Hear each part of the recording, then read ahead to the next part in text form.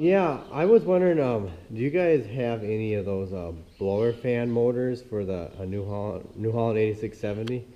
Like for the air conditioning up there in the cab. Yeah, yeah. I know I talked to Kurt, one time about it. He said that you guys had them on hand, or he thought you did. Hey, good morning, everybody. This is Organic Dairyman, and today is Thursday, December 6th, and yeah, you can see I was just on the phone. I was just calling the New Holland dealership so we can get that fan motor, because obviously my brother, he's going to be over that way. So on the way back from the meeting today, he's just going to swing by the New Holland dealership and pick up that fan motor, so we get that thing back working again. So yeah, and look at that. It's kind of sunny out again today. There's some clouds off to the north and west. And so I don't know what the weather's going to do here today, but I'm not going to hold my breath that it's going to stay sunny all day, because I don't think it will, but yeah. So anyways, I got to get going here with the milking, and got to do that alone and do some stuff alone until my brother gets back, probably sometime around 3 o'clock this afternoon. So so that's what's going on here today, and maybe I'll talk to you guys a little bit when I'm milking. So anyways, I better get going. Okay, everybody, I'm in the barn milking the cows, and just getting the next set of cows ready here. And yeah, so what's going on in your part of the world today? In my part of the world, the sun is still shining and it's getting colder outside. Yes, hello cow. Say hi to the viewers. Give everybody a cow lick. Yep. You're getting a cow lick. Ah! That's what a cow does every day. Same thing. Tries to give me a cow lick every day. Yep. Some cows, I tell you, in this barn, they're nice. They're really nice and friendly. There's other cows that you just milk them and that's it. And cows are like people. They have personalities, and they're all different in that regards. There's a few cows here sometimes you got to be a little bit careful with. But yeah. And yeah, so that's kind of the way it goes. And then we got cows like this down here that don't seem to mind that there's a cat sitting on its back. And then Sylvester, that's the name of this cat here. Yes, isn't that right, Sylvester? You're happy. It's just like sleeping on a heated blanket. And this cat, obviously this cat, it doesn't like jump up there in the cow. We set it up there, but that cat, like, if you can tell when it wants to go up and top that cow, it'll jump up on my leg or my brother's leg.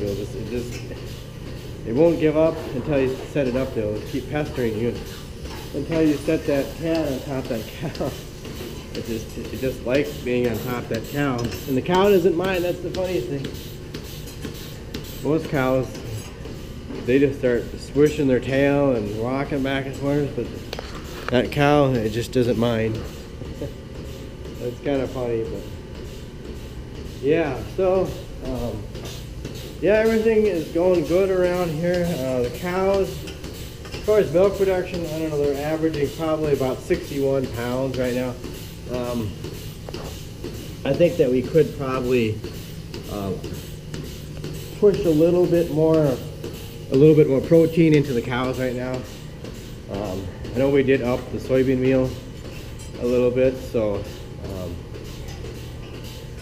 I guess one of the things we always kind of go by is the consistency of the manure. When the manure starts getting, or the cow's manure starts getting stiff, we know that they're not getting enough protein. When the manure starts getting a little more runny, then we know they're getting enough protein. And that's kind of a balancing act. They only get so much protein through their hay, and the rest we just supplement. But I know, see, like each month we have an active base.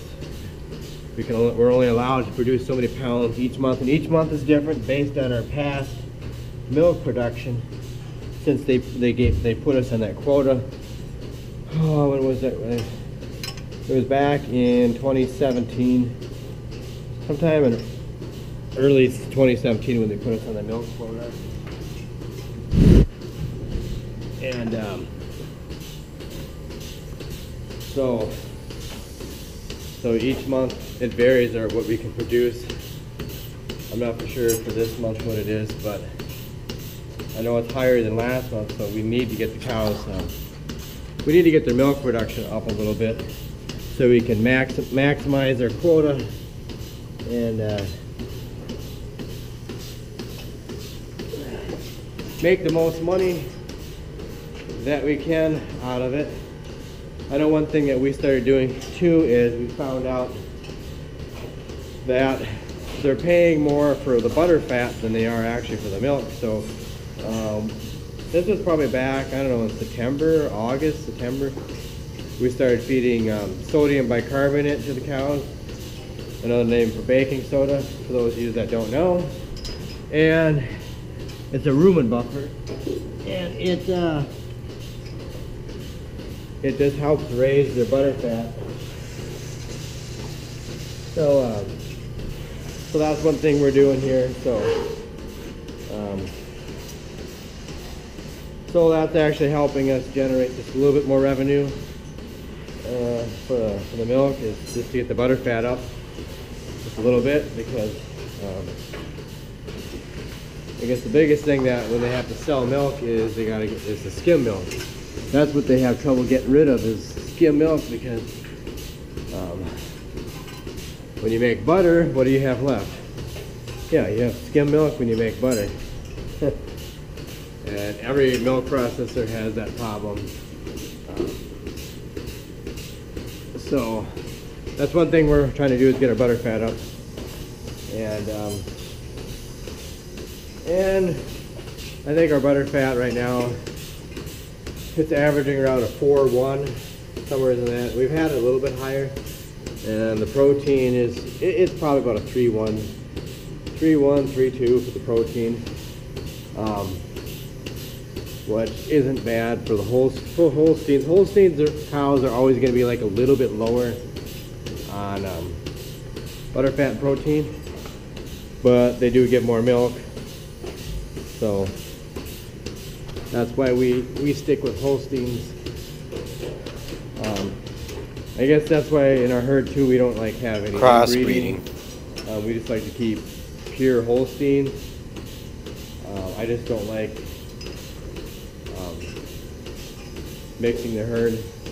I know some people, they like to have different breeds. They have Jerseys, Brown Swiss, you know, Normandy, and you name it. I know there's this one dairy. Well, they quit milking cows now, but they call themselves the Rainbow Dairy. You know, hence the name, Rainbow Dairy. They had all different color cows in their herd. Yeah. So we just decided we're just gonna stick with Holsteins and do Holsteins, because the Holsteins give the most milk. They're not the highest in the butter fat, but that's why we just choose to stick with Holstein cows. And we do all of our cows. We do all artificial insemination of our cows. And I know we had a bull last year, a home raised bull that we had for a little while, just mainly just to breed the heifers, because the heifers are always hard to catch them in heat all the time. Like milk cows, you're around them all the time, so they're easy to catch heat on them and get them bred. But we just like to keep our cows We just like to do artificial insemination because that way you have a better selection of genetics. And we also work with a mating service. A guy comes like, I don't know, once or twice a year, and he mates up all the animals. And he gives us, you know, basically he gives us a chart, and you know, when you choose your bull, it's either like it's a certain number, like a 1 or 2, and then on the chart it says this cow matches with a bull. Like, you know, when you look at your proofs and everything for your bull, then it will give a number, and that's the number that you go by to breed that cow that he mated with, you know, that he mated to a particular type of bull. So that way we keep improving our genetics, we get better, you know, just everything better. You get better, you know, the qualities of the cows. You get better, you know, udder depth and teat placement, and you know, their rump on their back, and you know, things like that. I'm not a cow, obviously, like an expert in that line, but yeah, anybody that's in dairy knows that you want, like I say, you want good udder depth and your teat placement just right. And like I say, there's certain things how you want them to be, their ribs, just all that stuff that goes into making a good cow. So anyways, I gotta change the next set here, so and I guess I'll probably get back with you later sometime here in the day, but I just thought I'd have a little cow talk, or a little milk time talk with you guys. And so anyways, I gotta get these cows changed, and I'll get back with you some other time throughout the day.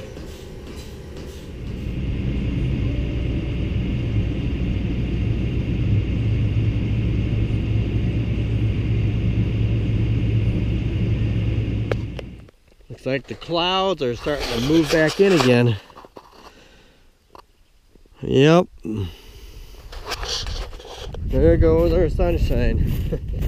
But yeah, I'm here. I'm just working at the feeding chores here yet, and watching the clouds roll in more.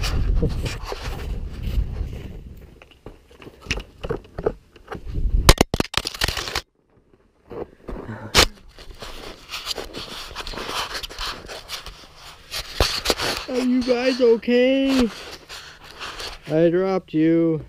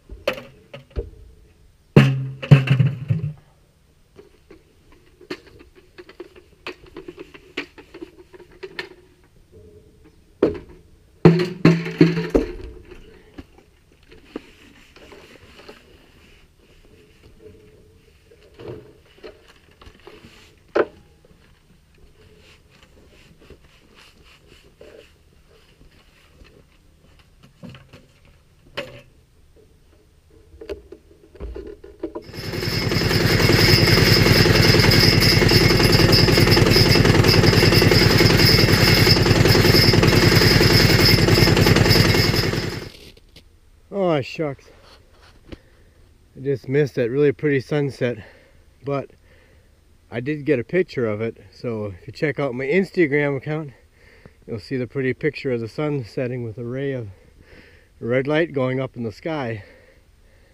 I would have got it, but the last minute the mailman came in, and had to get a package from him, so the mailman interrupted my video shot. But like I say, I got a really good picture on Instagram, so make sure you go to Instagram, check out the picture of the of the sun setting.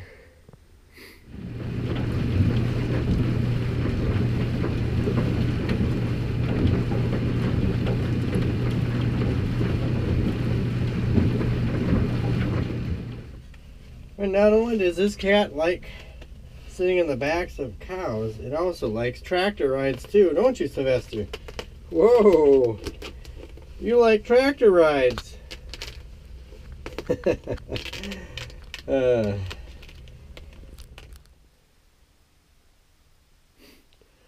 Okay, everyone. We got all done with, we're all done with all the chores except for milking again. And yes, I'm in the repair shed here. It's got good lighting in here, as you could always see. But yeah, so anyways, my brother, he got back from the meeting and he stopped by the New Holland dealership, and I don't know, I hope this is the right electric motor. And then he also got a thermostat for the skid loader, our New Holland LS150 skid loader, because we noticed that it isn't getting up to operating temperature like it's supposed to. So kind of get one of these, get this thermostat here, and it's not good if you're running it and it's not getting up to operating temperature, because it might not be burning the fuel. If it's not burning the fuel, you're going to gum up the engine and things like that. So anyways, I'm just curious here. Just let me set you down here for a second. Maybe not. There we go.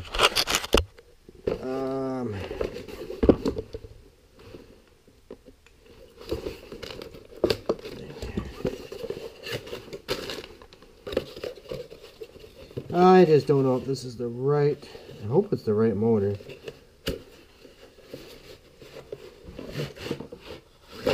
Oh, it is. Looks like, there you go. Yeah, it looks like it's the right motor. So, and the rotation, gotta make sure the rotation's probably gotta go this way. Where is it made? It does not say where it is made. Yep, so this motor was made October 3rd, 2014. Seattle, Washington. So it was made in America. That's good. It's an American-made motor. But maybe the casing came from China. Who knows? Nothing else in there. So that must be your ground and your live, and it's, yep, 12 volts. So yeah, we got the motor. So now I could, when it warms up a little bit, I know it's still kind of cold. Golly, I don't even know what the temperature is out right now, but it's just let's see here. I don't know. 11 degrees Fahrenheit right now. I could switch it over to Celsius. It's negative 12 degrees Celsius. So, yep, back to Fahrenheit. Yeah, I just can't get used to that Celsius. Yeah, so I don't know, when it warms up, I don't know, there's some plastic stuff on there. I don't know, maybe I'll just, either that or just have to take out everything and deal with it, because I got to put the little squirrel cage thingies on each end, and those things are the blower part of it is plastic, and you know what plastic is when it gets cold out, it's kind of brittle. Yes, it's very brittle. Yep. Actually, I broke something on my camera casing today. I broke a little piece on here in my camera, so I have nothing. I can't mount my GoPro camera on anything now. I have to super glue this piece back onto the bottom of the case that the camera is, that I'm talking to you right now. So yeah, I don't know. I'm probably gonna have to do a little camera update here sometime. Yeah, for those of you who don't know, I have a GoPro Hero 4 camera. That's pretty much what I film everything on. And I'd like to update to the Hero 7, Hero 7 Black. And do that sometime. Then I would have more, and you have more capabilities. But yeah, I don't know. I'll see. I might do that here sometime because this camera, it's been doing good so far. I've had some issues with it. I had some issues a couple times where it would freeze up, but then I just pull the battery out with it on, and then it seemed to reboot it, and so then it was fine. Because it's kind of like a computer or a cell phone. Sometimes you gotta shut it off and reboot it, but yeah. So yeah, and so as far as the meeting went, my brother said the meeting went pretty good today. So obviously I can't say too much information about that. But all I can say is that things, look like they're slightly improving. The organic milk market is just making tiniest of an improvement, but that's about it. That's about all I can say. It's getting better. So yeah, everybody is in the same boat right now. Doesn't matter doesn't really matter what organic milk company out there, whatever company, they're all in the same boat. Every organic milk company is in the same boat. They're all have a surplus of milk. So it's just because everybody took on too many producers at once, and it just flooded the market, and that's that pretty much. So it's all because the conventional milk price has been it's been low for so long, and these smaller dairies, they want to keep going, and they're desperate, and so they're leaning towards organic, and just flooded the organic market. And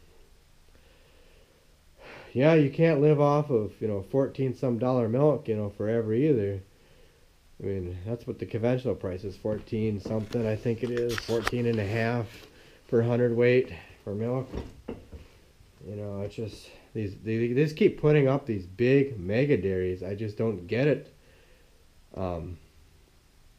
There's 5,000 to 8,000 cow dairies. They keep putting them up. I know they're putting up, I heard here in I don't know, Northeast South Dakota, I think they're putting up another big dairy. Some investor from California is putting up a big dairy out here in South Dakota. And why do they? We've had a lot of big dairies come in from California. And why do they come in from California? Well, because California, you know how they are for environmental regulations. They're very strict out there. Here in South Dakota, we have very lax environmental regulations. I mean, very lax. And that's why they come out here. I mean, you could practically have raw manure running into the Missouri River. I don't think the state would do anything about it. I don't know. That's kind of the way South Dakota is as far as their environmental stance. They're not very strict. Even Minnesota is more strict than South Dakota. South Dakota is pretty lax in their environmental regulations here, but I guess it is what it is. But that's why they want to come out here. They want to come out to the South Dakota where they don't have all those regulations. So, yep. So, milk price keeps going down. But anyways, I gotta get going. I gotta eat something here. I'm racking up my minutes here and I'm boring you guys to death probably. And so anyways, if you like this video, give it a thumbs up. If you have any questions, drop it down in the comment section below. And check me out on Instagram and Twitter at Organic Dairyman. And please hit that subscribe button if you haven't yet. And thank you to everybody that has hit that subscribe button. I appreciate each and every one of you. And thanks so much everybody for watching this video. And yep, I appreciate all the positive feedback from everybody. And yeah, let's see what happens tomorrow. I don't know what's gonna all happen tomorrow, but we'll see what happens and what I could find to do a video about. So anyways, I gotta go, so I'll catch you later.